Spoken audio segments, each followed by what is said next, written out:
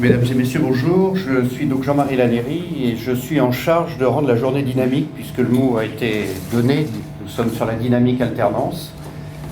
Peut-être deux, trois éléments complémentaires. Monsieur Vigier et Monsieur Groisy ont bien planté la problématique de la journée.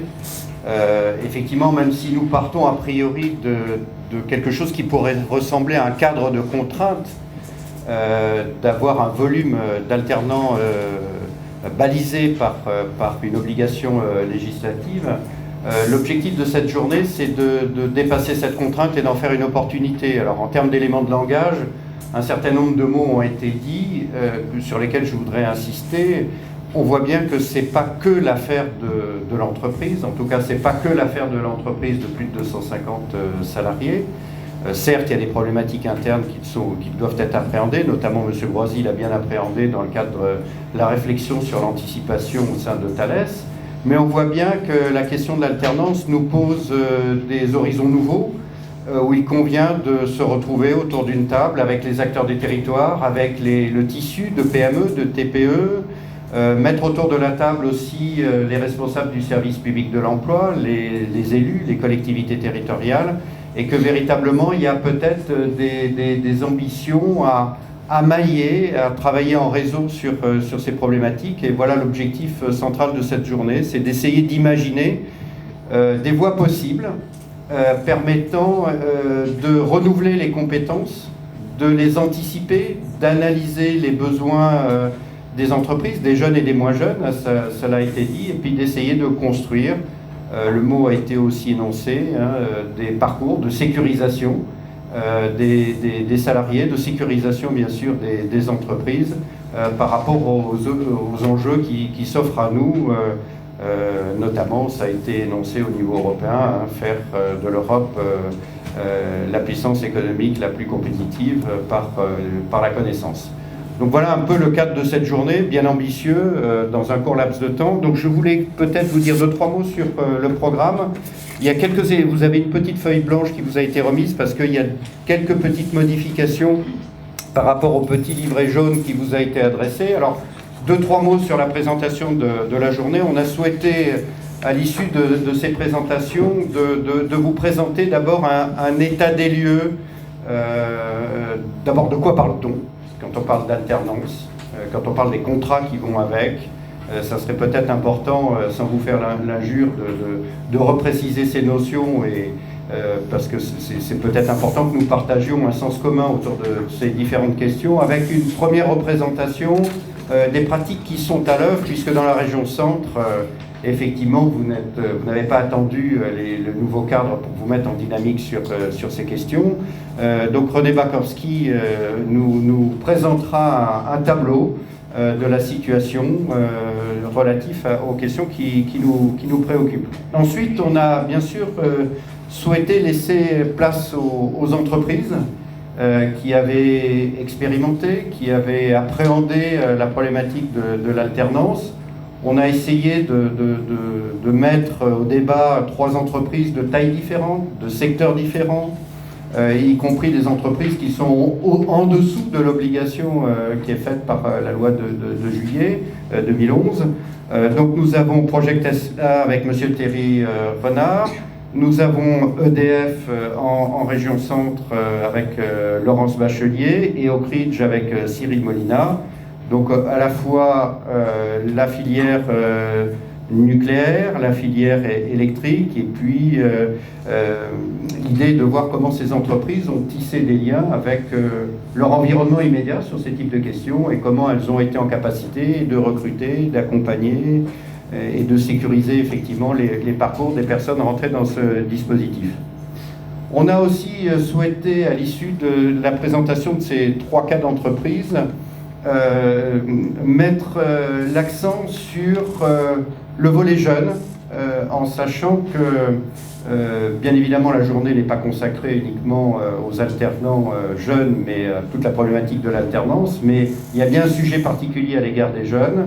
Nous avons mobilisé donc le réseau régional des missions locales, qui, dans votre région, a entrepris un travail d'investigation sur la question de l'accès dans l'entreprise, de l'accès à l'emploi, de l'accès dans l'entreprise, et avec toutes les problématiques que ça pose aux professionnels de l'accompagnement des missions locales, de la relation à l'entreprise, jusqu'où va-t-on dans l'accompagnement, au recrutement et à l'accompagnement dans les entreprises, au travers d'une étude qui a été réalisée donc, par le réseau des régionaux des missions locales, et c'est Éléonore Poirier qui nous présentera ces travaux dans le cadre de la matinée. Autre sujet qui nous paraissait important à traiter ce matin, avec une question alors, sur laquelle on peut émettre des débats, et j'imagine qu'il, compte tenu effectivement de la pluralité des acteurs qui se retrouvent dans cet amphithéâtre, les débats seront riches, les confrontations d'analyse aussi, bien évidemment. Une question qui nous pose, qu'on avait envie de mettre au débat, c'est la question du rôle de l'entreprise en tant qu'acteur de la formation. Évidemment, sur la question d'alternance, c'est obligatoire qu'on se pose ce type de questions.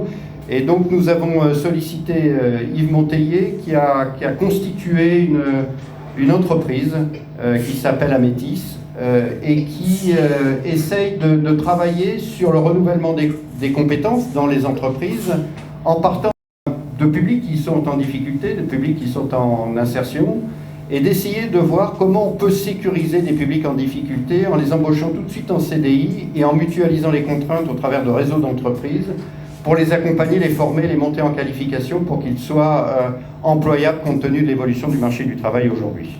Ensuite, nous irons nous restaurer, puisque la matinée sera relativement, je pense, riche. Quant à cet après-midi, nous avons une petite modification par rapport à ce qui avait été retenu initialement. Nous avions sollicité Paul Santelman, qui est le directeur de la prospective à l'AFPA, qui a un souci de santé qui ne pourra malheureusement nous rejoindre aujourd'hui. Il devait parler, alors c'est des sujets qu'on abordera vraisemblablement dans le débat, mais de la relation au travail, de l'évolution de la relation au travail des jeunes et des moins jeunes dans l'entreprise, et c'était important d'avoir une dimension prospective. On a, pour répondre à cette problématique de prospective, on pensait que c'était important de mobiliser dans le cadre de cette journée l'Observatoire régional des emplois et des métiers de votre région, qui est un outil partagé entre l'État et la région, pour avoir une cartographie prospective des métiers de demain, d'avoir des scénarios, des hypothèses sur quel renouvellement de compétences sur votre territoire, et donc de voir la mobilisation des outils, des démarches pour réaliser cet exercice. Et donc c'est Marie-Béatrice Rochard qui se pliera à cet exercice. Et ensuite, nous avons deux tables rondes cet après-midi, une relative à la problématique du recrutement et une relative à la problématique de l'accompagnement. Excusez-nous, on a un peu taylorisé les affaires, il va forcément avoir des recoupements.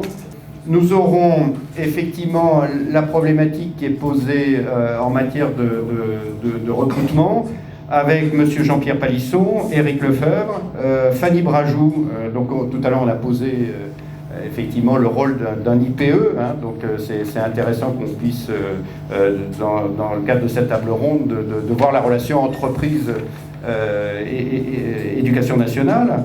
Et puis nous avons sollicité Francine Pierre, qui est également présente dans cet amphithéâtre dès ce matin, qui est membre du groupe de travail du GIFAS, qui justement travaille sur cette relation entre le monde industriel et le milieu académique, et qui viendront témoigner les uns et les autres des difficultés rencontrées, des pistes d'action susceptibles de dynamiser, puisque c'est le maître mot de la journée, la question du recrutement. Quant à l'échange numéro 2 sur l'accompagnement, nous aurons effectivement là aussi quatre regards.